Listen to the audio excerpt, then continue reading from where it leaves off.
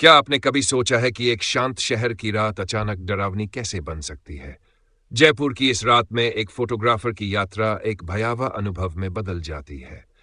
भानगढ़ और नाहरगढ़ के किलों के रहस्यों से भरी यह कहानी आपके रोंगटे खड़े कर देगी। इस वीडियो में जानिए कैसे एक साधारण यात्रा एक खौफनाक सफर बन गई। अगर आप डरावनी कहानियों के शौकीन हैं, तो ये वीडियो आपके लिए है। चलिए, इस रहस्यपूर्ण यात्रा पर निकलते हैं। रात के अंधेरे ने पूरे जयपुर को अपनी गिरफ्त में ले लिया था।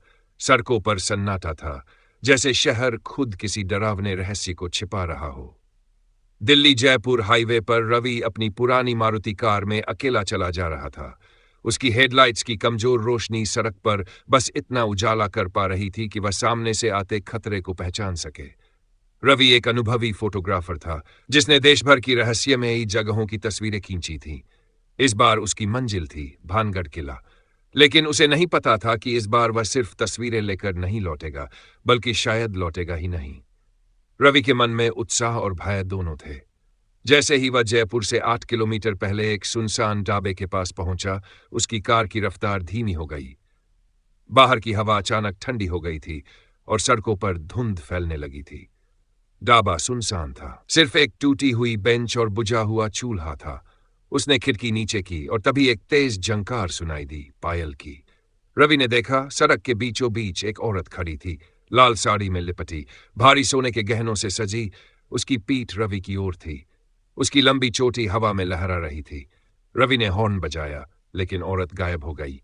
कार की हेडलाइट्स छपकी, इंजन ने आवाज की और फिर पूरी तरह बंद हो गई।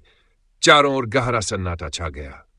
तभी एक ठंडी सांस रवि के कान में पड़ी, मेरी बेटी को बचाओ। रवि ने भयभीत होकर पीछे देखा। वही औरत अब उसकी पिछली सीट पर बैठी थी। उसका चेहरा अब भी बालों से ढका था, लेकिन उसकी आंखें काली और गहरी थी, जैसे किसी अंधे कुएं की तरह। उसके हाथों में एक मरी हुई बच्ची थी, जिसकी आंखें खुली थीं, पर उनमें जीवन नहीं था। रवि चीख पड़ा, लेकिन उसकी आवाज घुट गई। उसने दरवाजा खोलना चाहा, लेकिन वह जाम हो चुका था। औरत का चेहरा करीब आया और उसके मुंह से खून टपक रहा था। तूने हमें मारा था, उसने गूंजती आवाज में कहा। किसी तरह रवि ने इंजन दोबारा चालू किया और तेजी से कार भगाई, लेकिन वह जितनी तेज कार चलाता, उतनी तेज आवाजें उसके कानों में गूंजतीं। चीखें, सिसकियां, हंसी और पायल की झंकार। भानगढ़ किले के खंडहर अब नजदीक आ चुके थे। रात के 11 बज चुके थे। किला वीरान और मृतप्राय लग रहा था। दीवारों पर समय की छाया थी और हवा में किसी की उपस्थिति।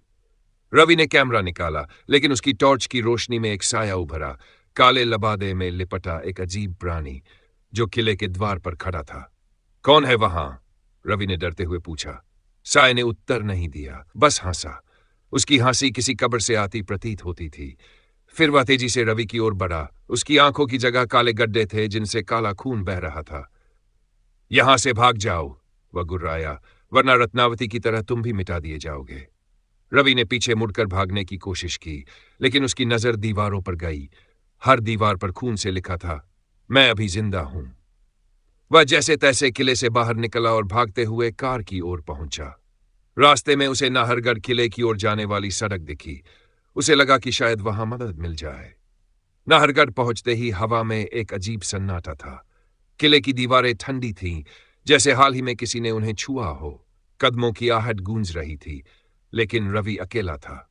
फिर एक परछाई दिखी, लंबा, पतला, और उसकी आंखें लाल थीं। यह मेरा किला है, आवाज गूंजी। वह नाहरसिना भूमिया था, जिसकी आत्मा सदियों से वहां भटक रही थी। नाहरसिना का साया हवा में तैरता हुआ रवि के पास आया। किले की दीवारों से खून बहने लगा, जैसे पत्थर खुद रो रहे हों।